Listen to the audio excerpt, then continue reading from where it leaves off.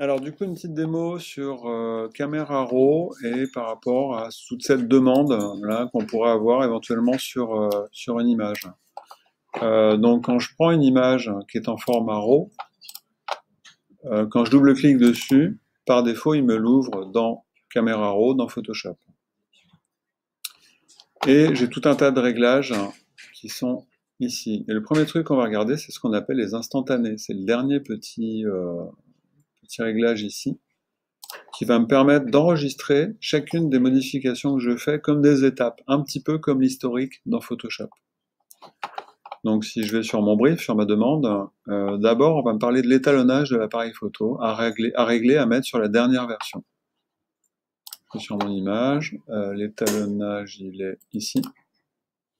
Je vérifie que c'est bien la dernière version, ok. Et je peux déjà, hop, alors c'est ici, enregistrer un nouvel instantané. Ok. Ensuite, je prends la demande suivante, correction de l'objectif à régler et supprimer l'aberration chromatique. Ça se passe ici, correction de l'objectif. Je vais supprimer l'aberration chromatique. C'est un petit défaut qu'ont à peu près tous les appareils photo numériques. Et puis, je vais activer un profil de correction. Alors, il y a deux solutions. Soit le logiciel repère le modèle de l'appareil photo, et auquel cas il va vous le trouver tout de suite, et il va mettre le profil qui va bien. Là, il ne le repère pas. Donc, je peux éventuellement aller en chercher un, ou je dois pouvoir personnaliser, en fait. Je pars d'un profil existant, et je peux regarder un petit peu. Donc, en fait, vous voyez qu'on parle de déformation de l'objectif. Tous les appareils photo déforment un petit peu. Et le vignettage, c'est ce... Alors, c'est pas hyper... On voit juste surtout à la maison en fond, en blanc, là. Ouais, c'est ça. Et j'ai pas précisé un truc, c'est que ici, vous avez ce qu'on appelle l'histogramme. Et vous avez les tons foncés et les tons clairs. Si les deux petites gouttes là, si je les active, ça me permet de visualiser sur mon image s'il y a des zones qui sont surexposées ou sous-exposées. Donc c'est pas mal de les activer parce qu'au fur et à mesure que je fais tous mes réglages, je vois ce que ça fait sur mon image. Donc voilà pour la correction de l'objectif, l'aberration chromatique. Ensuite, j'ai tous les réglages de base qui sont à changer, c'est ce qui est demandé dans mon brief. J'ai par exemple la température à passer à 4600. Donc là, on revient en premier onglet. Température, 4600. Ok. Alors j'en profite pour vous montrer que la température, en fait, si je descends beaucoup, on va avoir un peu plus l'impression d'être en hiver. Et si je monte, là, on a plus une sensation d'été. Hein, ça montre bien pourquoi ça s'appelle la température. C'est que, en fait, quand on a des couleurs d'été, c'est beaucoup plus jaune. Et quand on a des couleurs plus hivernales, c'est beaucoup plus, plus froides, donc c'est beaucoup plus bleu. C'est pour ça que souvent les photos sont plus jolies quand elles sont faites plutôt en hiver. C'est moins jaune, c'est... Donc là, j'ai corrigé ma température, et puis après, j'ai tout un tas de choses. L'exposition plus 50, le contraste moins 20. Exposition, c'est 0,50. Alors le contraste moins 20. Ok. Les tons clairs 0, les tons foncés plus 20.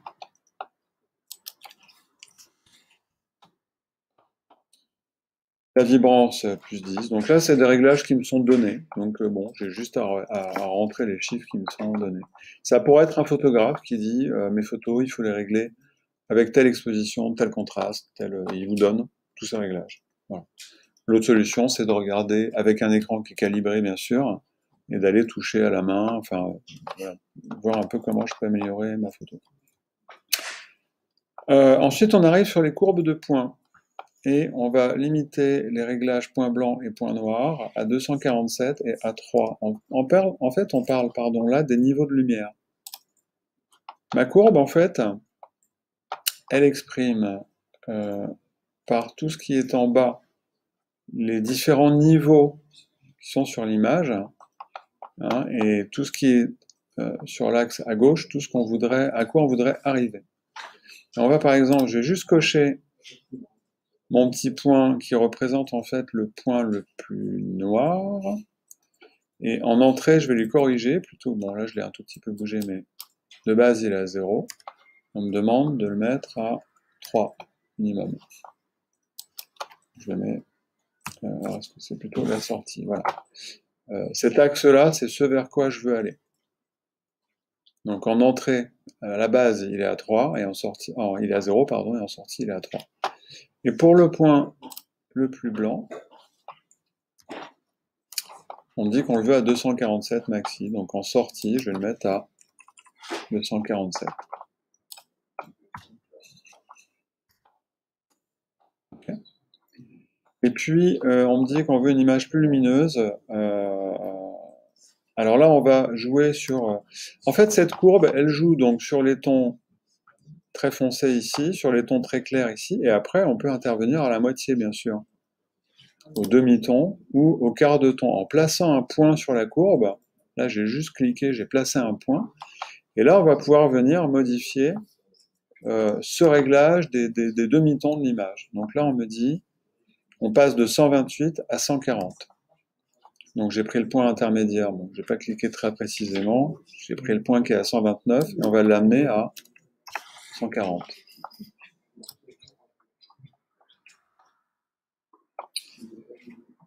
Ensuite, on va passer à la teinte saturation luminance et on demande de rendre les bleus plus turquoise, plus saturés, plus lumineux. Ça va se trouver jusque je le retrouve. Teinte, saturation, luminance. Donc à chaque fois, on va venir jouer sur la teinte des bleus. Donc là, normalement, ça nécessiterait d'avoir un écran calibré. Hein. On va voir un peu, donc là, on voit que c'est non, c'est trop violet, donc on va passer plus sur les bleus. Pareil, on va saturer un peu les bleus. Et vous voyez que ça touche vraiment qu'au bleu de l'image. C'est ça qui est intéressant dans le développement RAW. Et puis au niveau de la luminance, voilà, on va régler un peu ça. OK ? Et on me demande d'appliquer un filtre gradué sur la moitié supérieure horizontale de l'image avec des tons clairs plus lumineux. Donc ça, c'est un outil qui est propre à Camera Raw, qui est ici, filtre gradué, qui va permettre en fait d'appliquer un filtre uniquement sur une partie de l'image.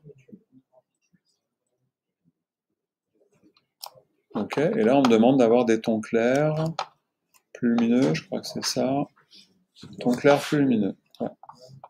Ton clair, plus lumineux. Ce qui, vous voyez, va éclaircir uniquement le haut de l'image, donc le ciel. Donc il faut y aller avec parcimonie. Hein, mais... Ok.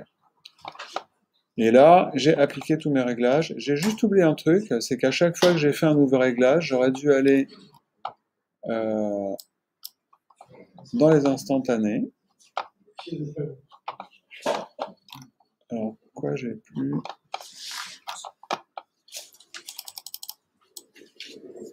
Ouais.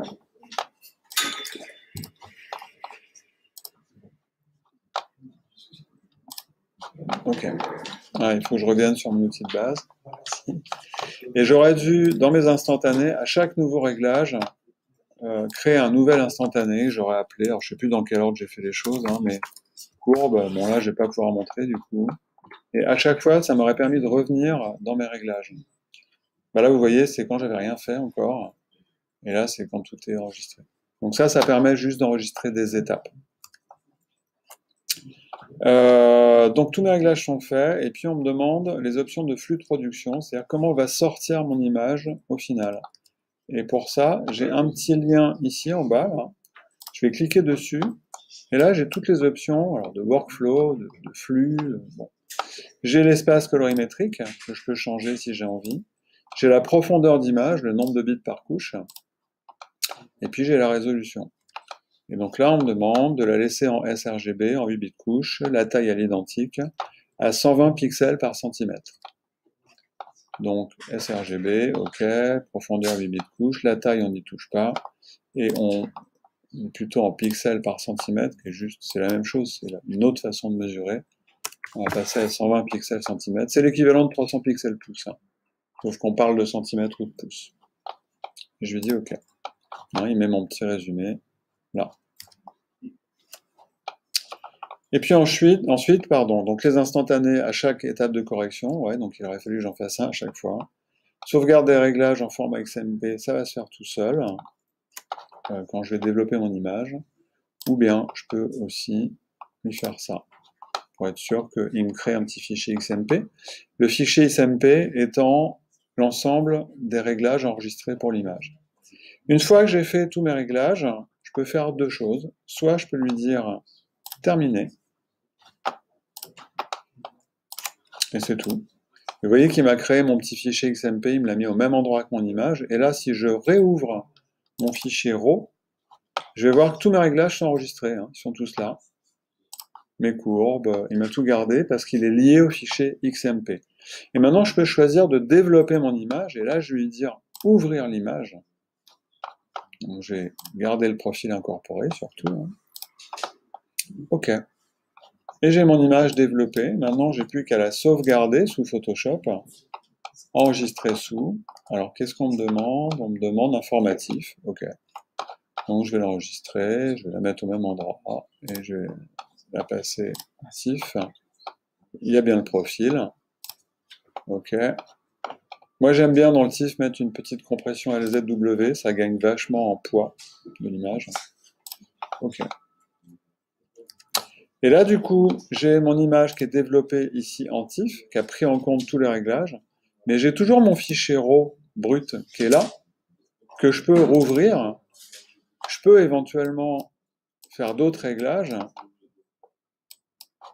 et de nouveau ouvrir mon image. Ça va me donner une deuxième version Photoshop avec d'autres réglages. Et mon fichier RAW, il est toujours là, il n'a pas bougé. Voilà en gros pour le fichier RAW.